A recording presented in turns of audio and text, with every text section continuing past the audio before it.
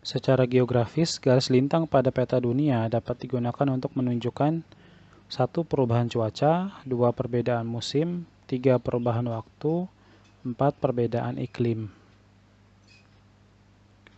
Garis lintang adalah garis khayal astronomis berupa garis horizontal yang membagi wilayah bumi menjadi utara dan selatan. Letak utara dan selatan suatu wilayah berpengaruh terhadap jumlah sinar matahari yang didapatkan, sehingga akan berbeda-beda iklimnya. Jadi di sini jawabannya D, karena hanya nomor 4 yang benar. Perubahan cuaca itu tidak dapat ditunjukkan dengan peta. Kenapa? Karena cuaca adalah fenomena yang terjadi secara singkat. Kemudian perbedaan musim. Nah, perbedaan musim ini juga adalah fenomena yang sifatnya periodik, ya. Dan dia pun tidak ditunjukkan dengan garis lintang. Garis lintang ini lebih menentukan tipe iklimnya karena beda-beda porsi sinar matahari yang didapatkan. Seperti misalnya daerah Khatulistiwa, kenapa memiliki iklim tropis?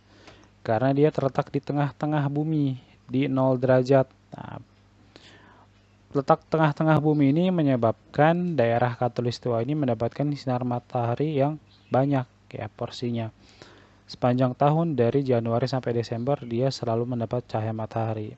Sedangkan semakin jauh dari Khatulistiwa, apalagi daerah kutub, itu ada kalanya mereka memiliki posisi-posisi yang membelakangi matahari sehingga mengalami musim dingin. Nah, kemudian di waktu yang lain mereka akan menghadap matahari.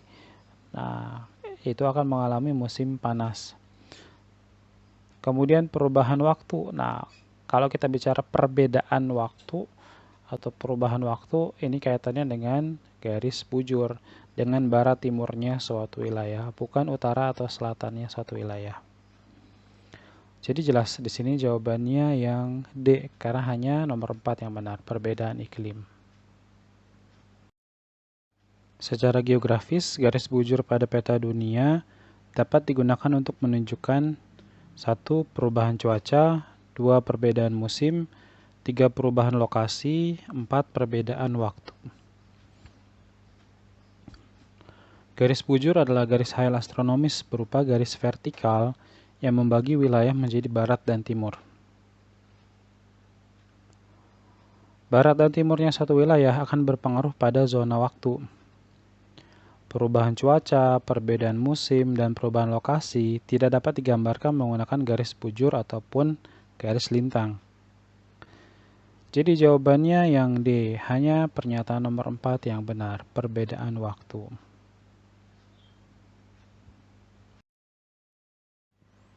Pola garis kontur pada peta topografi suatu wilayah dapat menunjukkan fenomena geografis sebagai berikut. 1. Rapat menunjukkan lereng yang curam. 2. Tertutup menunjukkan daerah puncak bukit. 3. Renggang menunjukkan daerah landai. 4. Terbuka menunjukkan daerah cekungan. Pada peta topografi, garis kontur berfungsi untuk menghubungkan tempat-tempat dengan ketinggian yang sama. Jika jarak antar garis kontur berdekatan atau rapat, maka daerah tersebut merupakan lereng yang curam. Sedangkan jarak yang berjauhan atau renggang menunjukkan daerah yang landai. Pernyataan nomor 2 dan 4 salah, karena semua garis kontur adalah garis yang tertutup dan tidak menunjukkan puncak bukit ataupun cekungan. Jadi di sini jawabannya yang B, 1 dan 3. Rapat menunjukkan lereng yang curam, kemudian renggang menunjukkan daerah landai.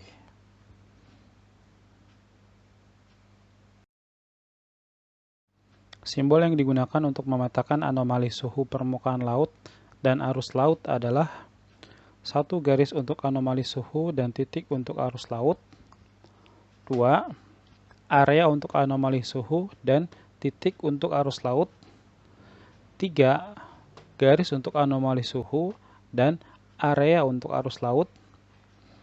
4. Area untuk anomali suhu dan garis untuk arus laut.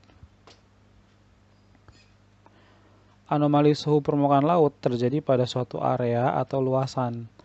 Maka dalam penggambarannya pada peta harus menggunakan simbol area. Perhatikan gambar di samping. Nah, ini adalah contoh dari peta anomali suhu permukaan laut. Anomali suhu adalah kejanggalan atau perbedaan suhu di suatu area dibandingkan sekelilingnya. Nah, anomali suhu ini bisa contohnya disebabkan oleh yang namanya upwelling. Nah, upwelling itu adalah arus vertikal yang menyebabkan air di dasar jadi naik ke permukaan, sehingga zona terjadinya upwelling itu lebih dingin daripada zona lain di sekelilingnya. Kemudian, arus laut adalah fenomena yang berupa pergerakan secara linier, maka paling tepat jika digambarkan dengan simbol garis. Perhatikan gambar berikut. Nah, ini adalah peta persebaran arus laut dunia, baik yang arus panas ataupun yang arus dingin. Jadi jawabannya adalah yang D. Hanya nomor 4 yang benar. Area untuk anomali suhu dan garis untuk arus laut. Dan kalian perhatikan soal ini. Nah, soal ini adalah termasuk tipe soal petunjuk C yang jawabannya tidak mungkin lebih dari 1. Maksud saya adalah tidak mungkin misalnya kita pilih 2 dan 4. Nah, dikatakan area untuk anomali suhu dan titik untuk arus laut di nomor 2, kemudian nomor 4-nya area untuk anomali suhu dan garis untuk arus laut, kan tidak mungkin. Nah, apalagi kalau dijawab semua benar, 1, 2, 3, 4, itu juga tidak mungkin. 1, 3, 1, 2, 3 juga tidak mungkin. Nah, jadi ini adalah termasuk soal yang jawabannya tidak mungkin lebih dari 1. Udah pasti yang kayak gini jawabannya D. Hanya nomor 4 aja yang benar.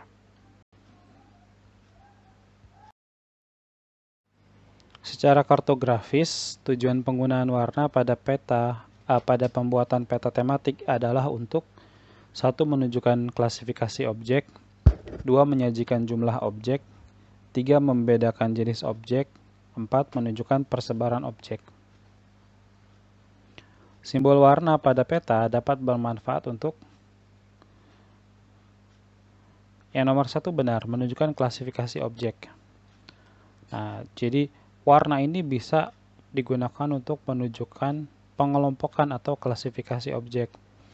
Contohnya, kita membuat pengelompokan atau klasifikasi daerah berdasarkan kepadatan penduduk seperti yang digambarkan pada peta ini. Kemudian menyajikan jumlah objek juga bisa. Nah, lagi-lagi contoh peta ini bisa digunakan untuk melihat jumlah, ya. Menyajikan jumlah objek itu bisa dengan warna. Jadi terlihat di sini ini bicara tentang kepadatan penduduk. Nah, perbandingan antara jumlah penduduk dengan luas wilayah. Semakin dia warnanya menuju ke merah, ya, maka semakin tinggi kepadatan penduduknya. Kemudian, tadi nomor 2, menyajikan atau menginformasikan jumlah objek. Misalnya dalam peta kepadatan penduduk wilayah yang padat dapat diberi warna lebih pekat atau gelap, sedangkan wilayah yang jarang penduduk diberi warna cerah. Kemudian yang nomor 3 juga benar, membedakan jenis objek. Membedakan jenis objek ini misalnya arus panas di laut digambar dengan warna merah, sedangkan arus dingin digambar dengan warna biru. Akan tetapi, warna tidak dapat digunakan untuk menunjukkan persebaran objek. Persebaran objek dapat ditunjukkan dengan simbol titik. Nah, karena simbol warna ini cenderung tipe simbol area atau simbol luasan, ya. Sedangkan objek yang sifatnya menyebar, dia paling cocok digambarkan dengan simbol titik. Nah, jadi soal ini jawabannya A. 1, 2, 3 yang benar. Judul peta ditulis dengan menggunakan huruf kapital paling besar dan pada umumnya diletakkan di bagian atas peta dengan tujuan untuk 1. Menunjukkan tempat dan luas wilayah, 2. Memenuhi kaidah kartografis umum, 3. Memperjelas dan memperindah peta, 4. Menunjukkan isi dan lokasi wilayah. Dalam aturan atau kaidah kartografi atau ilmu peta, judul peta harus selalu diketik atau ditulis menggunakan huruf kapital paling besar pada peta. Dan pada umumnya diletakkan di bagian atas peta. Judul merupakan informasi pertama dan paling penting dari sebuah peta. karena ia menunjukkan apa yang ingin disampaikan oleh peta dan di mana lokasi yang digambarkan pada peta tersebut. Jadi di sini jawabannya yang C, 2 dan 4. Ya, memenuhi kaidah kartografis umum, kemudian menunjukkan isi dan lokasi wilayah.